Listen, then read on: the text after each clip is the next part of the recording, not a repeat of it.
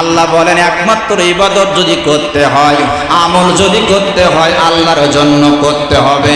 2 number আল্লাহ বলেন ওয়াবিল ওয়ালিদাইনি ইহসানা, পিতা মাতার সঙ্গে ইহসান করবে, সৎ ব্যবহার করবে, ভালো ব্যবহার করবে। এমনকি পিতা মাতার মুখের দিকে তাকায়া কখনো ঝাঁকি দিয়ে কথা বলবে না, চোখ মোটা করে কথা বলবে না। পিতা মাতার চেহারার পরে তুমি যদি দৈনিক 100 বার পর্যন্ত নেক নজরে তাকাও, নবীজি বলেছেন 100টা কবুল হজের সওয়াব তোমার নামায় আমলে হয়ে যায়। এই ওয়াজটা শুনলে যারা যুবক তাদের মনে কষ্ট লাগবে, হুজুর আমরা বউ রাখিয়া পিতা মাতার সঙ্গে এত ভালো ব্যবহার কেমন করে করব? ও আমার যুবক ভাই, আমি তোমার মতো একজন যুবক সন্তান, আমি তোমাকে বলবো আজকে তুমি যুবক আছো, আল্লাহ যদি তোমার হায়াত দেয় তুমি একদিন বাবা হবা, তুমি একদিন বৃদ্ধা হবা, তুমি একদিন বুড়া হবা। ওই দিন বুঝবা নুরুল ইসলাম ফারুকী কি কথা বলে গেছে।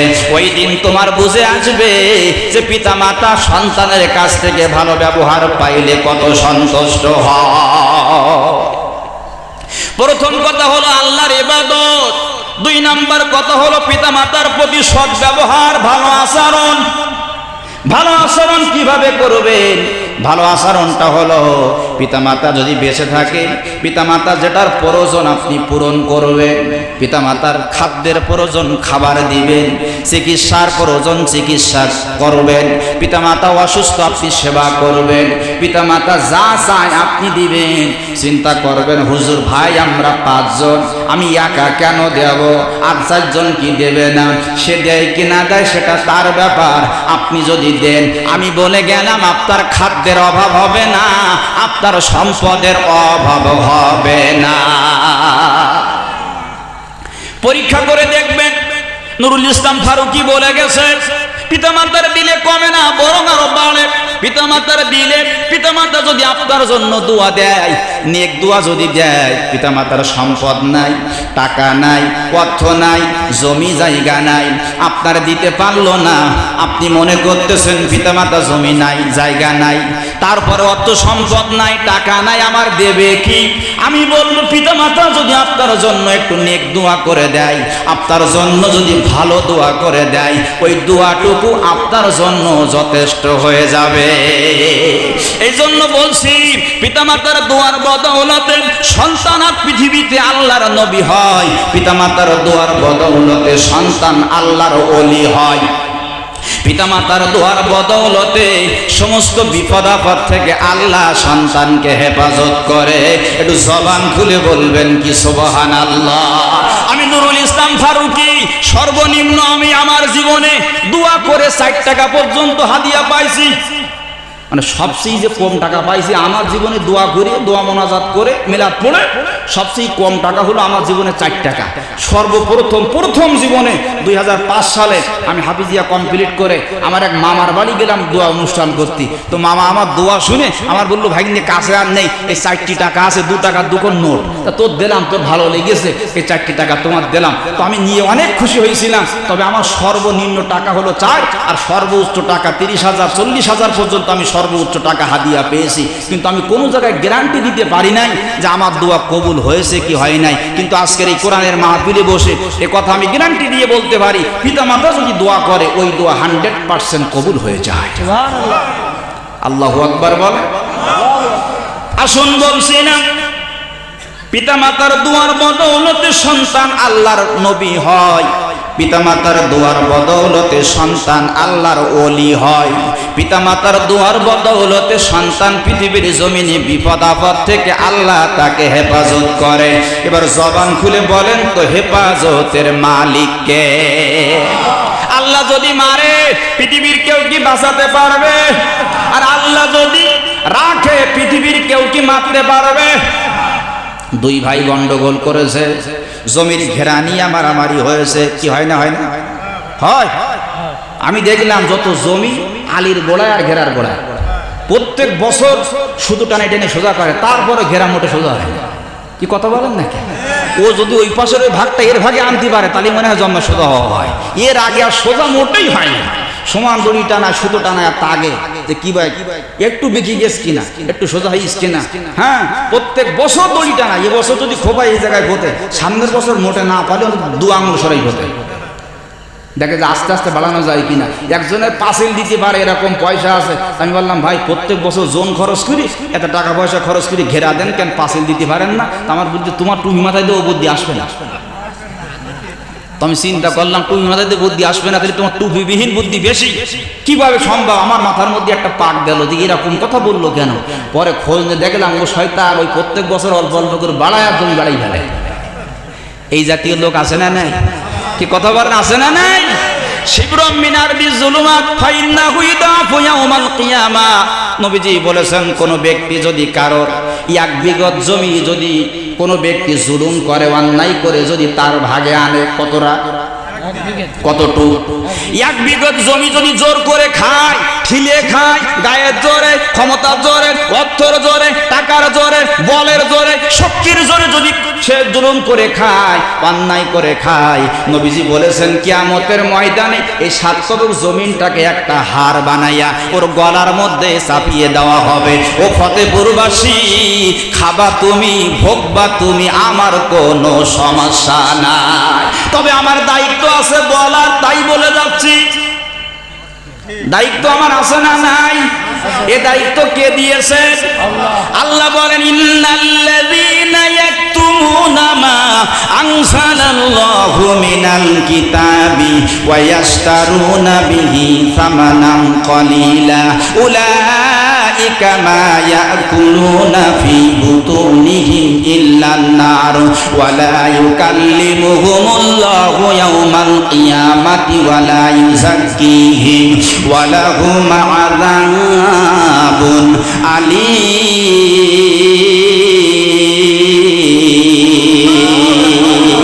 আর একটু সুন্দর করে বলেন আল্লাহু আকবার।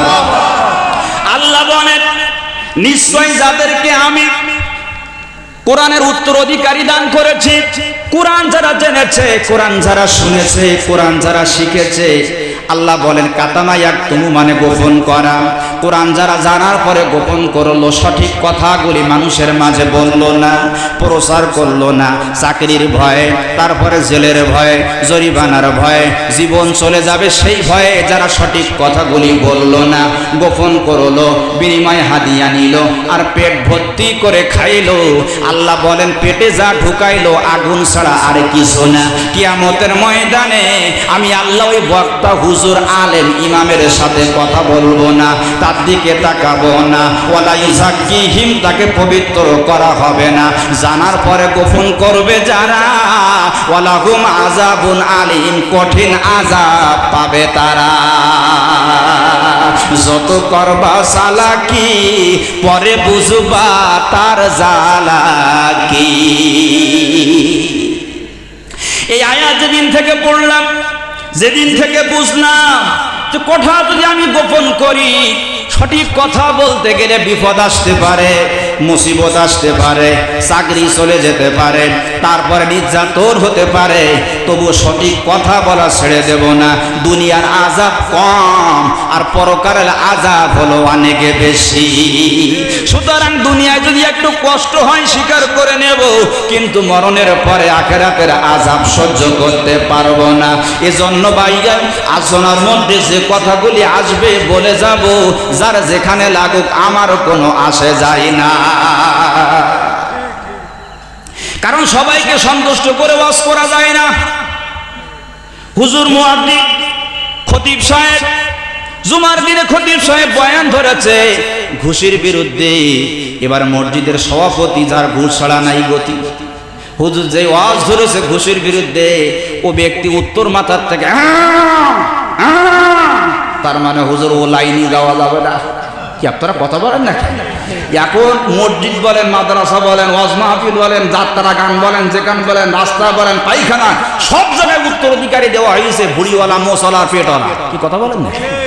ইমানওয়ালা, নামাজিওয়ালা, এদেরকে আমরা পছন্দ করি না। আমরা মনে করি বড় বড় মোষ দেখলি মনে হয় যেন বিলের বড় 10 ধানের গোস, আরে বড় বড় ভুড়ি, এদেরকে আমরা এখন মসজিদের সভাপতি দেই, মাদ্রাসার সেক্রেটারি দেই, মসজিদে মাদ্রাসার মাহফিলের ওয়াজ মাহফিলের দাড়ি নাই, এয়ারপোর্ট সব ক্লিয়ার, দাড়ি নাই, গোম নাই, উনি সভাপতি হয়ে বসে আছে চুপ করে। হুজুর জিজ্ঞাসা করে, ভাই কোরআন শরীফ পড়তে পারেন? কোনো শয়তানের জবান দিয়ে কথা আসে না, কারণ তো পারেই না। কি কথা বলেন নাকি? কি আপনারা অসন্তুষ্ট হচ্ছেন নাকি? ও বাবা, আমি এই 8 বছর যাবত আপনাদের ছেলে এ আজগার জানে, এ আমার এলাকার জামাই, এ জানে আমি 8 বছর যাবত এই কথা বলি, অস করি। তো আমার কথা এরকম, আপনার ভালো লাগলেও আমি বলবো, খারাপ লাগলেও বলবো, আমার কিছু করার নেই। আপনি খারাপ লাগলে লাগলি পারে, হয়তো মনে করবেন যে নুরুল ইসলাম ফারুকের আর আনা যাবে না, ও জন্মের খোসা কুষে যায়, কিন্তু আমার কথা আমার বলতে দিতে হবে। আমি যেটুকু জানি সেটুকু বলবো, তারপরে আমরা বাধা দিলেও আমি শুনবো না। আপনারা বলেন, মানুষের হক কি ফাঁকি দেওয়া যাবে? কথা বলেন, ফাঁকি দেওয়া যাবে? আমার বন্ধুগণ, আমি আপনাদের মাঝে বলছিলাম, হুজুর যখন বয়ান ধরেছে ঘুষের বিরুদ্ধে সভাপতি গলা খাতর দিয়েছে, ঘুষের পক্ষে যাওয়া যাবে না, ঘুষের বিরুদ্ধে বলা যাবে না। এবার হুজুর যখন পরের সপ্তাহে আবার ওয়াজ ফিট করেছে, একটা বয়ান তৈরি করেছে, সেটা হলো সুদের বিরুদ্ধে। সেক্রেটারি মাসে মাসে সুদ খায়, অন্য লোক নেয় 1000-100, ও নেয় 110। ও মসজিদের সেক্রেটারি, ওর পাওয়া 10 টাকা বেশি, ও 10 টাকা আরো বেশি করে নেয়। হুজুর যখন বয়ান ধরেছেন সুদের বিরুদ্ধে, সেক্রেটারি বলা খাকর শুরু করেছে, হুজুর সুদের বিরুদ্ধে যাওয়া যাবে না। আপনি এমন ওয়াজ করবেন, সাপও ভাঙবে না, লাঠিও ভাঙবে না, সাপও মরবে না, ওয়াজও বন্ধ হবে না, খাওয়াও বন্ধ হবে না, বেতনও বন্ধ হবে না। তাহলে কি করবেন? মাটির তলায় কি আছে সেই ওয়াজ শুরু করেন, কোন ওলি কি করেছে সেই ওয়াজ শুরু করেন। এভাবে একটা ঘটনা বলে 2 কানে আঙুল দিয়ে সুর দেবেন, বাড়ি যাবেন, মোরগের রান খেতে দেব, আর আপনার জন্য টাটকা দই খেতে দেব। জীবনে ঠান্ডা দই আমি অনেক খেয়েছি, কালীগঞ্জের তেঁতুলিয়ায় যে ওরা আমার খাওয়াইছে গরম দই। আমি বললাম, গরম দই পানে পালি? তোমার বলছে, হুজুর দই যখন নতুন পাতে, এখনো পর্যন্ত সম্পূর্ণ পাতা যখন শেষ না হয়, তখন দই গরম থাকে। এটা একটা অভিজ্ঞতা কিন্তু, যারা গরম দই পাতা, মানে দই পাতা সম্পর্কে যারা কম বেশি জানেন, তারা এটা জানবেন যে দই যখন পাতে তখন গরম থাকে, আস্তে আস্তে ঠান্ডা হয়। তখন বললাম যে গরম দইও আছে। এই জন্য বলছিলাম যে হুজুর যদি এই কায়দায় ওয়াজ করে, তো গরম দইও কপালে জোটে, ঠান্ডা দইও জোটে। তার মানে বেশ মাঝামাঝি কায়দায় আঙ্কেলে ঝেড়ে দেয়, সব কিছু ঠিক মতো চলে যায়, হুজুরের কোনো সমস্যাই হয় না। আমার বন্ধুগণ, এজন্য আমি আপনাদের মাঝে বলি, মানুষের হক ফাঁকি দেওয়া যাবে না, মানুষের পাওনা আপনি ফাঁকি দিতে পারবেন না। আজকের মাহফিল থেকে শিক্ষাটুকু নিয়ে যাবেন, মানুষের হক আপনি ফাঁকি দেবেন না, মানুষের প্রাপ্য আপনি ফাঁকি দিবেন না। আমি আপনাদের মাঝে বলবো, হকুল্লাহ মানে আল্লাহর প্রাপ্য, আর হকুল ইবাদ মানে মানুষের প্রাপ্য। মানুষ যেটা পায়, আজকে একজনকে ঠকাইয়া কিছু টাকা, কিছু অর্থ আপনি ফাঁকি দিয়া মনে করতেছেন আপনি অনেক বুদ্ধিমান হয়ে গেছেন, কিন্তু চিন্তা করবেন, আজ পর্যন্ত আমাদের ইমাম সাহেব বলতেছিলেন যে সব জামার পকেট আছে, কিন্তু কাফনের কোনো পকেট না। যে ব্যক্তি 2 তলা বিল্ডিং এর মালিক, 40 বিঘা জমিনের মালিক, তার কবর হচ্ছে 6 হাত, নাকি কথা বলেন? 6 হাত হয় না? যার যেটুকু প্রয়োজন, আমি হুজুর বলে আমার কাফন 5 কান হবে না, 3 কান কাফন আমাকে দেওয়া হবে। আমার কবর বেশি করে দেওয়া হবে না, বড় করে দেওয়া হবে না। এমনকি যদি আমার সন্তানেরা মহব্বত করে একটা বাড়তি কাপড় যদি আমার গায়ে পেঁচিয়ে দেয়, ইমাম সাহেব এসে বলবে বাড়তি কোনো কাপড় তার সাথে কবরে দেওয়া যাবে না। এই জন্য বলছিলাম, কার ফাঁকি দিচ্ছেন? যার ফাঁকিতে সেই পড়তেছেন। কাউকে ফাঁকি দিয়ে আপনি বড় হতে পারবেন না, উপকৃত হতে পারবেন না, কিছুদিন হয়তো খেতে পারবেন, কিন্তু আপনাকেও একদিন চলে যেতে হবে। আমি আপনাদের মাঝে বলতেছিলাম, পিতামাতার দোয়ার বদৌলতে সন্তান আল্লাহর নবী হয়। হযরত দাউদ আলাইহিস সালাম তিনি আল্লাহর কাছে দোয়া করেছিলেন, আল্লাহ আমার সন্তান সুলাইমানকে তুমি নবী বানাও। আমার আল্লাহ দোয়া কবুল করে নবী সুলাইমানকে নবুয়ত দিয়েছিলেন। একটু মহব্বতের সাথে বলেন সুবহানাল্লাহ। প্রথমে আমি বলেছিলাম বাইজিদ বুস্তামি রহমাতুল্লাহ আলাইহির কথা। বাইজিদ বুস্তামির ঘটনা আপনারা শুনেছেন। মা গভীর রজনীতে পানি চেয়েছে, হঠাৎ পানি বাড়িতে না পাইয়া পাশের থেকে পানি এনে দেখেন মা ঘুমাইয়া গেছেন। বাইজিদ বুস্তামি শীতের রাত, ছোট মানুষ, মা পানি চেয়ে ঘুমাইয়া পড়েছে। একদিকে মা ঘুমাইয়া পড়েছে, মাকে আর ডাকে না। আরেকদিকে সন্তান যদি ঘুমাইয়া যায়, আবার যদি মা তৃষ্ণা পাইয়া পানির কাতরে যদি মা আবার ঘুম থেকে ওঠে বাইজিদ বাইজিদ বলে ডাকতে থাকে, আর সন্তান যদি ঘুমাইয়া যায় মায়ের সঙ্গে বেয়াদবি হয়ে যাবে। এই ভয়ে ছোট্ট মানুষ পানির পেয়ালাটা, পানির গ্লাসটা হাতের মধ্যে নিয়া মায়ের মাথার কাছে চুপ করে বাইজিদ বুস্তামি দাঁড়িয়ে আছে। দুঃখিনী মা শেষ রাত্রিতে যখন সজাগ হয়ে গেছে, ঘুম চেতন হয়ে গেছে, দেখাইয়া দেখে বাইজিদ হাতের মধ্যে পানির পেয়ালা নিয়া ঠক ঠক করে কাঁপতেছে। মা দুঃখিনী বাইজিদকে ডাক দিয়ে বলে, বাবা কি হয়েছে, কেন তুমি কাঁপতেছো, পানি নিয়া কেন দাঁড়িয়ে আছো? বাইজিদ বলে, মা গো, গভীর রজনীতে পানি চেয়েছো, পাত্রে পানি না পাইয়া বাইরে গেলাম পানি আনতে, পানি নিয়ে এসে দেখি তুমি ঘুমাইয়া পড়েছ। তোমার কাঁচা ঘুম আমি জাগাইতে পারলাম না, আবার পানি রেখে আমি ঘুমাইতে পারলাম না, তোমাকে সম্মান করলাম, ও মা তোমার প্রতি আমি রেসপেক্ট করলাম। মা জননী পানির গ্লাসটা হাতের মধ্যে নিয়ে ভিশু বাইজিদকে কোলের মধ্যে নিয়া চুমা দিয়া আদর করে সোহাগ দিয়ে গরম বিছানার পরে শোয়াইয়া মা দুঃখিনী ওযু তৈরি করে তাহাজ্জুদের নামাজ আদায় করে বাইজিদের জন্য দোয়া করে, আল্লাহ আমার সন্তানকে তুমি ওলি বানাইয়া দাও। মায়ের দোয়ার বদৌলতে বাইজিদ বুস্তামি আল্লাহর ওলিতে পরিণত হয়। বন্ধুগণ আমার, বলতেছিলাম পিতা মাতার দোয়ার বদৌলতে সমস্ত প্রকার বিপদ আপদ থেকে আল্লাহ হেফাজত করে। কোরআন থেকে শুনুন, তাফসীর থেকে শুনুন কথাটা। হযরত লোকমান হাকিমের নাম তো আপনারা শুনেছেন। লোকমান হাকিম সম্পর্কে কেউ বলেছেন তিনি নবী ছিলেন, আবার কেউ বলেছেন তিনি আল্লাহর ওলি ছিলেন। তবে নবীর মধ্যে সন্দেহ আছে, কিন্তু আল্লাহর ওলি ছিলেন লোকমান হাকিমেতে কোনো সন্দেহ নাই। লোকমান হাকিম কাজ করতেন রাজদরবারে, তিনি নাইট গার্ডের কাজ করতেন। রাত্রি তিনি নাইট গার্ডের কাজ করে রাজদরবারটা পাহারা দিতেন। হযরত লোকমান হাকিম তিনি রাজপ্রাসাদে যেয়ে দেখেন বাদশাহ অনেক চিন্তিত, মাথায় হাত দিয়ে বসে বসে চিন্তা করতেছে। লোকমান হাকিম ডাক দিয়ে বলে, বাদশাহ কি হয়েছে, কেন চিন্তা করে? কয়, লোকমান তুই কি বুঝবি, তুই 3 টাকার নাইট গার্ড। আছে না কিছু মানুষ একটু কিছু মনে করলে ওরা দাম দেয় না, তুই ভ্যান চালাস, তারপরে তুই জোন খাটি খাস, তুই কি বুঝিস? আমি বুঝি খুব, না বুঝিয়া দালি সব কাটি ফেলিস, বোঝেন, তাও বলতে দেয়। বন্ধুগণ আমার, তুই কি বুঝবি? লোকমান তুই বুঝবি না। কি হয়েছে বলবেন তো। আমি নাইট গার্ড বলে আমাকে তুচ্ছ তাচ্ছিল্য করবেন না, আপনি যেটা পারবেন না সেটা আল্লাহ আমার দিয়ে করাই নিতে পারে, আর আপনার দ্বারা যেটা সম্ভব না সেটা আমি করতেও পারি, আর আমি যেটা পারি সেটা আপনি পারবেন না। কথাটা বাদশার মাথার মধ্যে একটা চমক দিয়েছে, তাই তো। লোকমান কিছু মনে করিস না, আমার মন মাথা খারাপ ছিল তাই বলে ফেলেছি। কথাটা হলো, আমার পাশের রাজ্যের যে বাদশা প্রেসিডেন্ট, তার সঙ্গে আমি খেলা করতেছিলাম, পাশা খেলতেছিলাম। আমাদের মধ্যে চুক্তি হয়েছিল যে হারবে এই নদীর পানি সিসি দিতে হবে, আর তা না হলে রাজ্য তার নামে লিখে দিতে হবে। ভাগ্যক্রমে তোর বাদশা আমি হারিয়ে গেছি, এখন কি করবো? ওই আইলো নদীর পানি সিসি সবই দেওয়া সম্ভব না, আবার রাজ্য যে তার নামে লিখে দেবো, এ তোমার বাবার সম্পত্তি না যে ওর নামে লিখে দেবো, তাই চিন্তা ভাবনা করতেছি কি করবো, কালকেই ফয়সালা করতে। লোকমান হাকিম বলতে, বাদশা কোনো চিন্তা করবেন না, খাইয়ে দিয়ে ঘুমাই পড়েন, ব্যবস্থা আমি করবো না। সুবহানাল্লাহ পড়েন। ওই যে বলছিলাম তুমি যেটা পারো না আমি সেটা পারি, আবার আমি যেটা পারি তুমি সেটা পারো না। লোকমান হাকিম বলার পরে বাদশাহ যদিও বলেছে যে ব্যবস্থা আমি করে দেব, তবু সম্পূর্ণ বিশ্বাস করতে পারে নাই।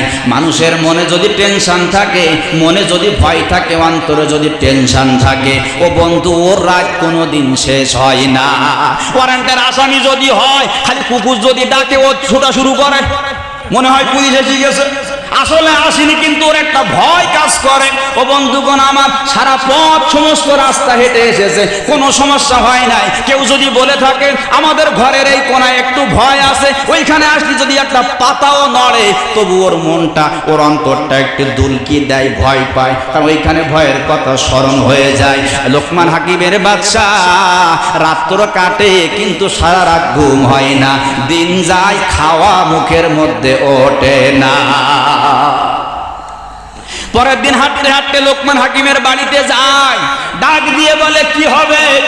কই চলেন সেই বাদশার কাছে আমি যাব।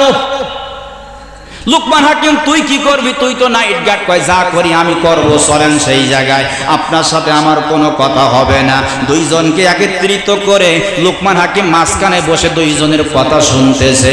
হ্যাঁ, যে হেরে যাবে তার রাজ্য লিখে দিতে হবে, অথবা এই নদীর পানি সেচিয়া শুকাই দিতে হবে। ও লোকমান হাকিম, তোমার বাচ্চা হেরে গেছে, ভাই এখন রাজ্য লিখে দাও, তা না হলে পানি সেচে শুকাই দাও। তখন লোকমান হাকিম বলে বাদশা মনে কিছু করবেন না, এই রাজ্য কারোর বাবার সম্পত্তি না যে তুমি লিখে দিবা বা তোমার নামে লেখা হবে, আর এই জন্য তো রাজ্য দেওয়া যাবে না। তাহলে পানি ঠিক হয়ে যাও। লোকমান হাকিম বলে এই জন্য তো আমি এসেছি, ওরে বাদশা যদি পানি সেচে বাদশার সম্মান থাকবে না, এজন্য আমি নাইট গার্ড এসেছি, আমি পানি সেচে শুকাই দেব, অবশ্যই শুকাই দেব। কোন নদী আমার দেখাই দাও। সামনের নদীটা দেখানো হলো, বলা হলো এই নদী। লোকমান হাকিম ডাক দিয়া বলে বাদশা মনে কিছু নেবেন না, এই নদী যদি হয় তাহলে এই নদীর সাথে অন্যান্য যত নদীর সংযোগ আছে সব জায়গায় আপনি বাদ দিয়ে দিবেন, ভেড়ি দিয়ে দিবেন। ভেড়ি দেওয়া শেষ হবে যেদিন, আমার পানি সেচা শুরু হবে সেই দিন। লোকমান হাকিম বলে বাদশা চলেন আমাদের কাজে আমরা যাই, ওনার যখন ভেড়ি দেওয়া শেষ হবে সংবাদ দেবে, আমি এসে শেষ পানি সেচি দেব। অপর পক্ষের বাদশা ডাক দিয়ে বলে ও লোকমান, এই আইলো নদীতে আমি বাদ দেব কি করে, ভেড়ি দেব কি করে? কয় তালি কথা বলার জায়গা পাও না, ওই আইলো নদীর পানি আমি সেচে শুকাবো, অন্য নদীর পানি এসে ভর্তি হবে, এই আইলো নদী সেচা আমার পক্ষে সম্ভব না। যেখানে ছিলেন সেখানে থাকেন, আমার বাদশা নিয়ে আমি চলে গেলাম, তার কাজ সে করুক। একটু জবান খুলে বলেন আল্লাহু আকবার। তুমি যেটা পারো না আমি সেটা পারি, আমি যেটা পারি তোমার দ্বারাই সম্ভব হবে না। দুইজন যখন রাজপ্রাসাদে চলে এসেছে, বাদশা ডাক দিয়ে বলে লোকমান রে, তোর কারণ